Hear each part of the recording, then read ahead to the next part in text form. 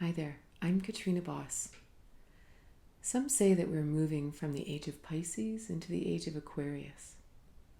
I think this is as close as we can describe it, but it's not 100% true.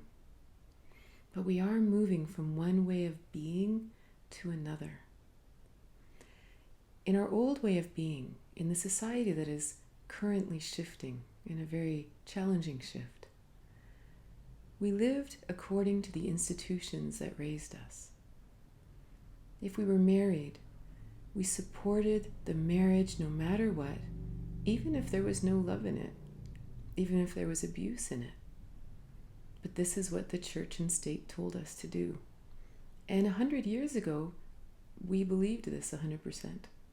And over the last 100 years, these things have been questioned more and more and more to the current day, where people are asking it the question all the time: why would I stay if there's no love?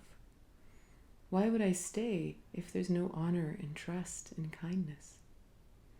It's a big shift. Historically, we went to school to learn, right? But we didn't necessarily learn what we wanted to learn. We learned what we were told that we needed to learn. We served the institution. Some thrived, some didn't. And that part wasn't really important. All that mattered was this institution continued. We look at spirituality in church. Spirituality has always been there, right? But mainstream religion unfortunately got caught up in that same energy of power, control, things like that, money. And as long there's always threads of truly spiritual people. There's always teachers, mystics, and people within all of these institutions that are wonderful humans, right? But it's the focus on the institutions that has caused us to actually live limited lives. We can't be our whole self in a relationship when no matter what, we have to stay married. Even if we're unhappy, we have to cut parts of ourselves off. If we serve an institution like a church, we have to cut parts of ourselves off if our actual spirituality is greater. If we serve the government, no matter what, we have to cut parts of ourselves off to believe their party line, whatever that is. But the reality is, at this point, there's 7 billion people on the planet. Every one of us are designed uniquely, and we have a unique perspective. When we try to fit ourselves into an institution, we're bound to live a limited life. So the coming time, all those institutions disappear.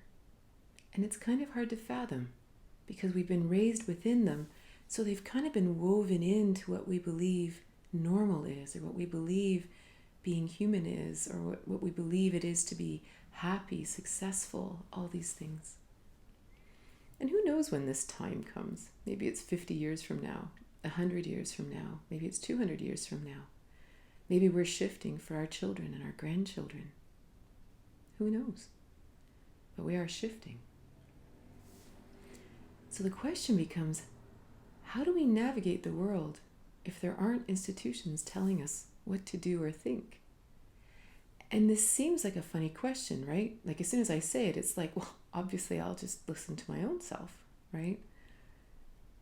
But it's interesting. Like even within organized religions, we're taught that the Bible tells us what to say, or the minister tells us what to believe, or whoever. That's just in Christianity. Or the government tells us that this is what's right, and this is what's wrong, and this is what we believe. And, I'm Canadian. This is what a good Canadian does, this is how a good Canadian acts, right? Or we listen to our educators, and our educators tell us, well, you are an intelligent person because you fit our mold. You are not an intelligent person because you learn differently, so, right? Imagine just learning. Imagine education coming from the inside out, from the soul outward, and you simply grew into, whatever you are. I always think of the difference between an acorn and a maple leaf key, they're different. I don't know if you're from Canada or you see maple trees or maple leaves, but they kind of have different seeds. Well, within each seed is the potential of the tree. Within each of us is a very unique potential. Imagine an education system designed to actually expand each person's potential, as opposed to fit a set of guidelines. That's different. It'll take a few decades to get there, you know. Imagine only entering into relationships if they're loving and kind and expand who we are today. There's a lot of single people right now going, will I ever find anyone where I can have that kind of relationship?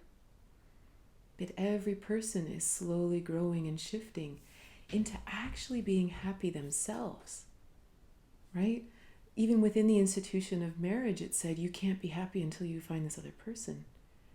And we've now discovered that no, actually, we always can be happy. Imagine adding a new person. That would be wonderful. It's a very different perspective, right? A world where everyone gets to be themselves and you just see, like, do we match or don't we match? It's very different. This is my real passion, is this shift, the journey to get there. And it's not even some strange new agey thing. It's everywhere. People are already shifting. People are being called to do meditation because they've realized that living stressed out all the time doesn't actually do me any good. I'm not productive. I'm not creative. I'm angry all the time. I can't sleep. These are real problems. People are like, you know what? This meditation thing is really awesome. Or yoga, or fitness, or anything to actually just improve ourselves, to actually allow ourselves to come straight. 20 years ago, I had breast lumps. It's the story of my first book, What If You Could Skip the Cancer? And that was probably when I really shifted. A teacher, guru, whatever you want to call him, he hates it when I call him a guru, showed up in my world. And because I was afraid of dying, my mom had just died of breast cancer and her mom and all that, I was scared enough to imagine a different way of living. And that's what he taught me. He taught me how to listen within. He taught me how to reconnect with God, with the divine, however you understand that, and to trust that above all things. And really what he was doing was teaching me how to be fully human, fully physical, fully divine, fully living in the village with infinite wonder and possibility. I believe this is where we're going. And I would love for you to join me, us, on this journey. If you're new and you've never checked out my website or my courses or my books, I invite you to join my email list and follow along. I don't send out a lot of emails, but if I've written something new or created a new video or a course or we're having a gathering somewhere in the world, then I'll share that with you. I do sessions once in a while with people, one-on-one or with couples. They're not necessarily what might be considered typical counseling, because I don't know that I believe in counseling so much. That I really believe that the point is to listen within. And sometimes it's helpful to have someone witness what you're feeling. And then if I repeat back something to you that feels like truth, and you go, yeah, that's what's going on inside of me. Sometimes we just need words.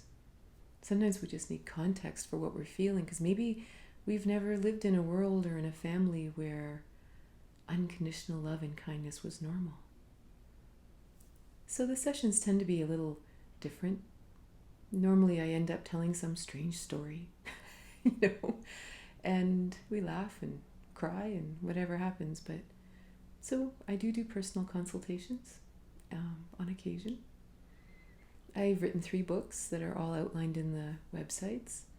What If You Could Skip the Cancer is all about listening within, about that journey from depending on your brain for all the answers to really listening within to guide us in life.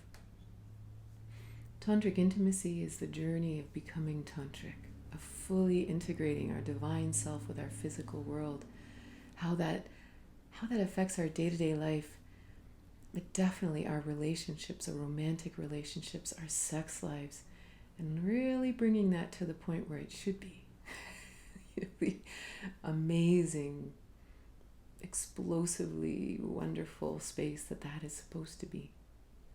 My most recent book is called You Don't Have to Eat the Eyeballs, which sounds sort of funny, but it's a story from my travels that I've been traveling for the last couple of years, and I have been a people pleaser my whole life.